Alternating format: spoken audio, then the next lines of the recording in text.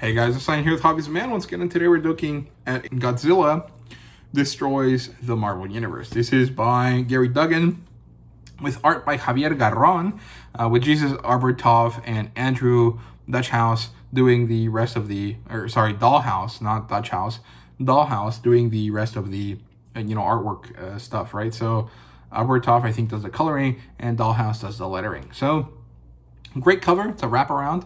It's not a significantly overpriced book. I think this was a $5 book, which is still overpriced. Most books are supposed to be $4 in the current market, but this is like a double IP book, so I kind of get it. I also don't really like it, but it is what it is. $4.99 is the price of this book, and it's not great, but it could be worse, right? They could have easily charged $6 or $7 for this, even though it is a normal sized book. So I'm happy they didn't. I'm willing to take the $5, but your mileage may vary there. I don't necessarily know if everyone's going to think that this is a great book. I think I liked it. I would give it like a 3.5 or 4 out of 5 stars if I was reviewing this in that kind of way, because it's not bad. The art is really fun, but the comedic vibe that the book has doesn't quite match with what I'm expecting out of the situation or the characters, right?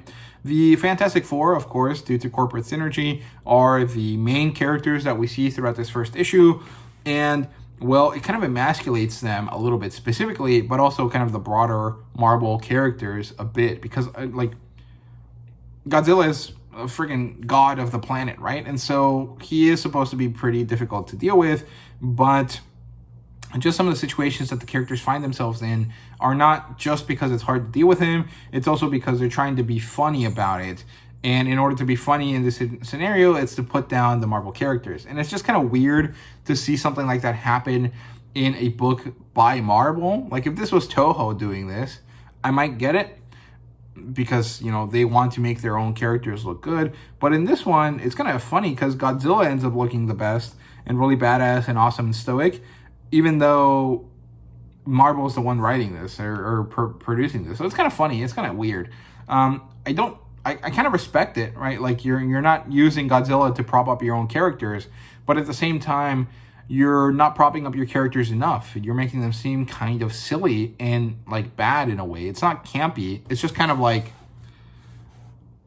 poor taste, I guess. I'm not really sure how to describe it. But anyway, let's actually talk about what happens in this book. So it opens up with Mo-Man, the character that was kind of the first villain that the Fantastic Four face, and he finds a special vibranium alloy. Now, alloys don't happen naturally, but that's what they say in the book. So he finds a special vibranium deep in the underground, and apparently this vibranium like glows purple, and it's very special.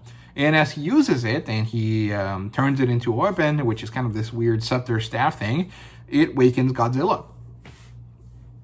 And this, of course, spells doom for the world, right? We transition away from this. A few days pass, specifically, I think 4 days, when there's been earthquakes all over the place, happening everywhere. I think that if an earthquake happened in New York, that would be like the signs of the end times, because I'm pretty sure there's no tectonic plates in New York, so this is a very big deal, right? And this turns out to be because for the last 4 days, a celestial that lives inside the Earth has been hatching, right? I don't know if that celestial lore is actually accurate to the comic books. I know it's accurate to the movies, but I'm not sure if it's correct for the comic books.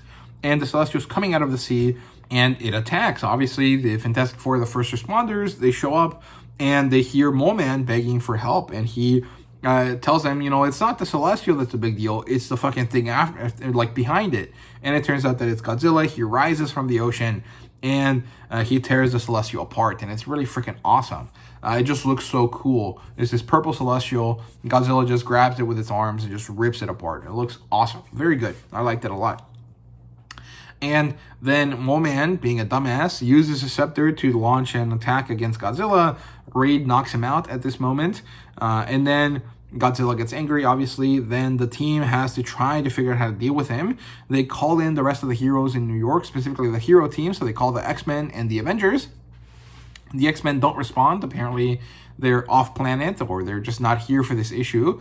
But the Avengers show up, and it's kind of an odd group of Avengers. It's Captain America, Captain Marvel, and a few other characters that are not really the heavy hitters or the movie recognizable characters. And, well, none of them can really do much against Godzilla, right? This is kind of like a Thunderbolt situation where it's like, well, we're mostly street level. How the fuck do we deal with a god lizard, right? And, well, they do their best, right? Reed grabs the vibranium scepter that the Mole Man dropped, and Quicksilver manages to run around the city trying to get people out of Godzilla's path. And the Avengers can't really do much, but Thor arrives just in the nick of time. He shows off, very cool, and then immediately gets bitch-slapped by Godzilla's tail, and he gets thrown into outer space. He gets knocked down, and Carol Danvers, who might be the only other person that might be able to attack Godzilla, gets immediately removed from the situation because she's sent off to go pick up Thor. And then Godzilla starts using his atomic breath. He gets fed up and he launches it at Captain America, who manages to use his shield to bounce it back. And apparently, vibranium can not only withstand the atomic breath, but actually deflect it and strengthen it in some way. And so what happens is that the atomic breath shoots right back at Godzilla, breaks through his skin, and gouges deep into his chest. And apparently the characters think that he's dead, which is kind of silly. He immediately falls off. He seems to go dead for a second, but of course Godzilla heals immediately and comes back even more angry than before. And Reed manages to come up with a plan in the nick of time. He says, we're going to send Godzilla to the negative zone. It's not really a great thing to do. No one should be in the negative zone, but it's really the only plan we've got. Godzilla notices something is happening, on top of the Baxter building, and he rams into it. As he does, this forces Reed to try to change the aim of his ray that's sending Godzilla to the negative zone, and it gets damaged and it actually implodes, and so it sends Reed, Sue, and the Thing, as well as another character, I think, down into the negative zone. And Johnny is not there with them because he was flying around, and so he starts, being upset. I'm not exactly sure why, because the Fantastic Four can come and go from the negative zone relatively easily, but it seems like he thinks they're dead in some way, and Captain Marvel shows up and is deeply unempathetic, and she's like, you gotta hold your sorrows in for now. We got other things to deal with. And it's like, dude, can you at least give him a moment to grieve, or like a pat on the back or something? Like, that's just so deeply like such an asshole move. So I didn't really like that moment, but it is what it is. At the same time, well, shit, she is right. What else are we gonna do?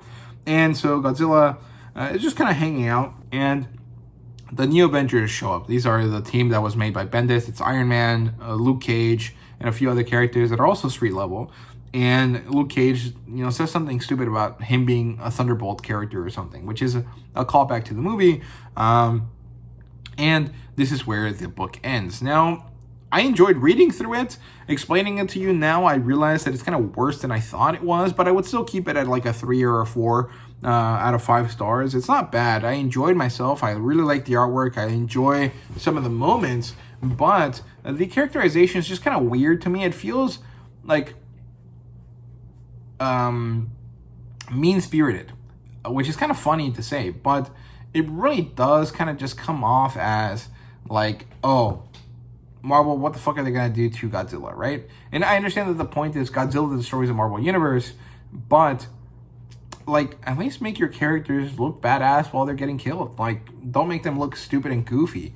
I don't know. That's just kind of a nitpick there. I don't know what you guys think. Let me know down in the comments.